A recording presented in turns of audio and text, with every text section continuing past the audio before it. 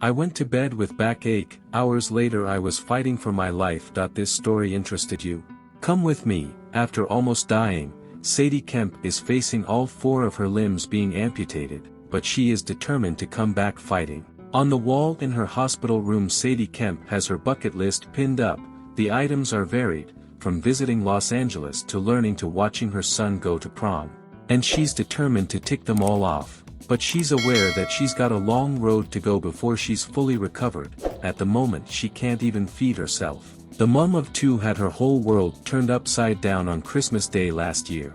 At 2:30 p.m. she was sitting down to Christmas lunch with her family. By 4 p.m. she was writhing on her bathroom floor with agonizing backache. Hours later she was in a coma after a trapped kidney stone caused her body to be ravaged by sepsis, a life-threatening condition where tissues and organs begin to die or become necrotic as the body responds to another infection. When she came round 2 weeks later, doctors told her that she faced having all 4 of her limbs amputated, where the tissue had died.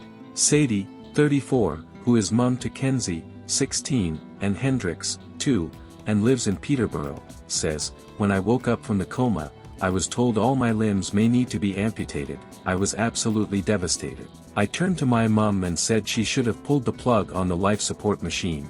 I saw my arms with blackened skin where the tissue had died and felt sick. But gradually I've got used to what's happened and I'm determined to enjoy the second chance of life that I've been given and will make sure my life is better than ever. Doctors told me I should have died with the amount of poison in my blood. I still have sad days when I cry, but, as my mum said, I'd rather have my boys visit me in hospital than at my grave. I have hope for the future and I know how strong I can be." Sadie was spending Christmas with her mother and the rest of her family when she fell ill. She remembers, "It was a wonderful morning, my kids loved their presents. Then we sat down for lunch at about 2:30 p.m. and I remember my brother and I laughing and reminiscing about previous Christmases." After lunch Sadie helped Hendrix build his new toy kitchen, so when she had backache, she presumed it was from bending over. A couple of hours later she went to have a bath as she was meeting her boyfriend, Louis, 32, a bricklayer, later on that evening. She says, "I was suddenly in complete agony, screaming on the bathroom floor for help. My stepfather drove me to hospital. They gave me painkillers and told me to come back in the morning for a scan. But at 4 a.m. on Boxing Day morning, Sadie was in so much pain she was being sick. She went back to hospital and collapsed in A&E. The next thing Sadie knew, it was the new year. She'd been transferred to Peterborough Hospital and operated on. A kidney stone had got trapped in a tube, which caused a buildup of urine that turned septic, and she was put in an induced coma for 10 days while her body was pumped full of antibiotics.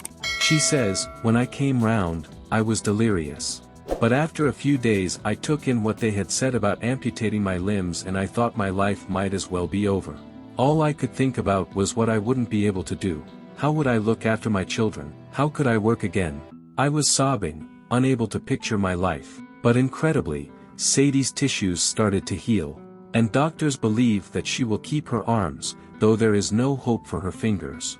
On February 9th, her fingers were amputated from her left hand, but doctors have now sewn the palm of her hand, still attached to her arm, into her stomach, where new tissue and blood vessels will grow. It will stay there for 3 weeks and will save the palm of her hand. It's a technique usually used on war veterans. Sadie says, "When they told me what they were going to do, it sounded like something out of a horror film, but it was my only chance to keep my hand. And they told me that once I had recovered, they would do the same for the other hand. At present doctors don't know what will happen with her legs. They hope that her right leg will recover but fear she will need her left leg amputated below the knee as the tissue and skin doesn't seem to be repairing. But it will be months before they make their final decision." Sadie knows that whatever happens next, she will manage. She says, "When I first heard, I thought my life might as well have been over. I couldn't imagine ever going to the pub again or that my boyfriend would want to stay with me. I tried to finish it with him as we'd only been together for 4 months and I didn't want him to feel he had to be with me. But we're stronger than ever. Most of my worries were centered around my boys. I couldn't imagine how I could be a mum to them. I'll never get to stroke their faces again, which is heartbreaking. I worry about work. I used to work for NHS Track and Trace, which involved driving, and I won't be able to do that for a while. I was a busy mum and appearances really matter to me. I loved getting my hair done and my eyelashes and putting on makeup. The nurses are doing that now. But I've switched my focus to what I will be able to do rather than what will never be the same again. And I've set myself goals, like to be at my Kenzie's side at his prom in June. And one of the main things on my bucket list is to get the kids one of the bricks outside West Ham Stadium with their names on. We are all huge footy fans. My mum is currently looking after them both and I am so grateful. I'm desperate to get back to my normal life. I know it will be different. I'm prepared for people staring at me because of my amputation.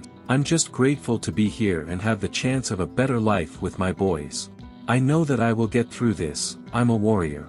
We are producing videos on Tuesdays and Thursdays here on the channel. If you liked it, don't forget to leave your like and activate the notification bell to stay on top of all the news. I'll wait for you in the next video. But before leaving the channel, let me tell you, just one more story. I'll leave it at the end for you to click and watch.